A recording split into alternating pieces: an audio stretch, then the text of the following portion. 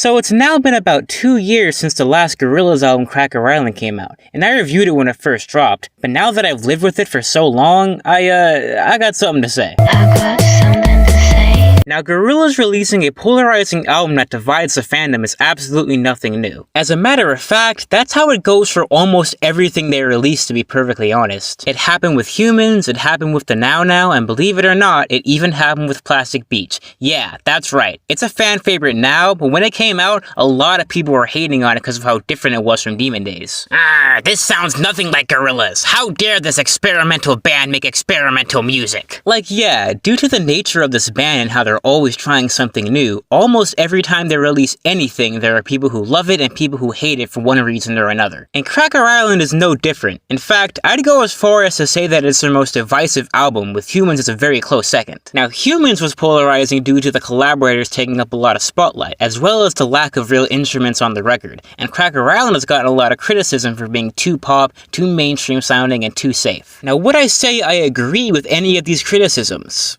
Yeah, I would, to be honest. And don't get me wrong, this is not me saying that I all of a sudden don't like Cracker Island anymore or think it's a bad album, because I still like it quite a bit and consider it to be a pretty solid album. But when compared to the other Gorillaz albums, as well as just Damon Albarn's other stuff in general, this record just doesn't have as much longevity or staying power. Like, it's only been 2 years and I barely see anyone talk about this record anymore, and despite loving the record when it first came out, I definitely have my own fair share of criticism on it now. And honestly, thinking back, I've gained a newfound appreciation for Song Machine, which is an album I've always really liked, but when compared to Cracker Island, it definitely strives in the places where that album kind of falls. The Song Machine era was an amazing time to be a Gorillaz fan. Every month for almost an entire year, we would not only get a new Gorillaz song, but a new music video, new pieces of art, those cute little machine bite things with the characters. We were eating good during Phase 6, and it was such a unique and rewarding rollout for the album. The rollout for Cracker Island, on the other hand,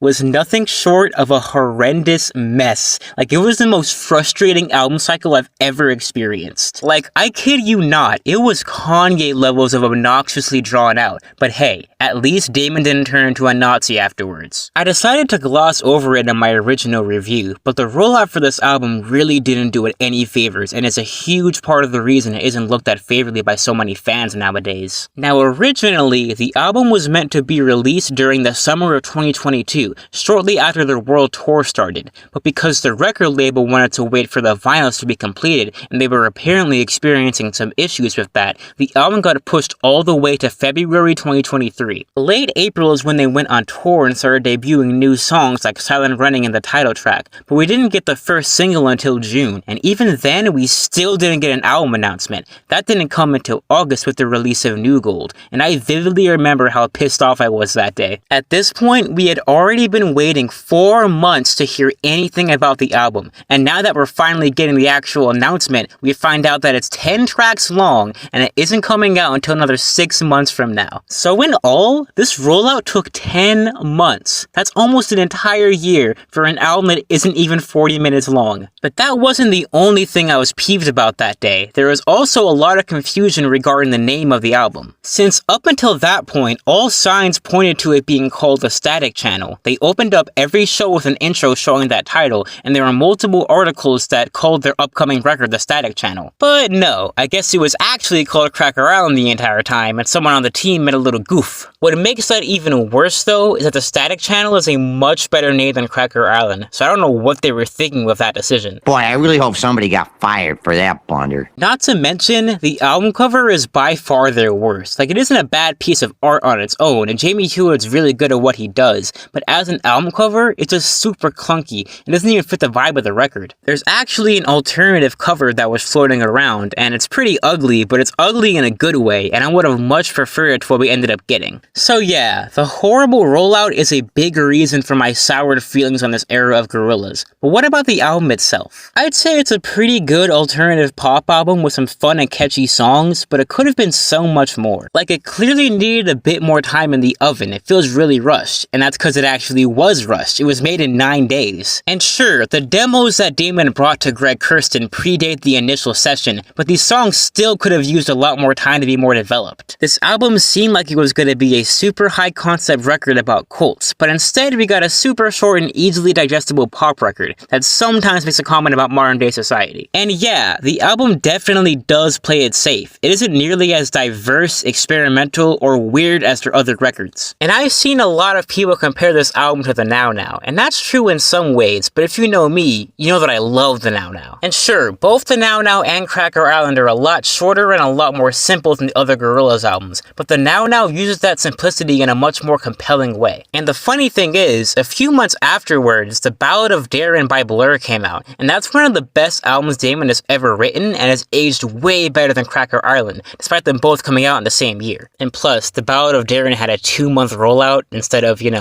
10 months. I know I've been pretty negative, but I still like the songs in this album quite a bit, especially The Tired Influencer, Oil, Silent Running, and Tarantula. Damon still managed to write some pretty good pop songs, but this album just could have been and should have been way more than it ended up being, in my opinion. We could do so much better than this. Whatever Gorillaz makes next, I hope it's more like Song Machine and a little bit less like Cracker Island. Anyway, that's enough out of me. Goodbye. Till the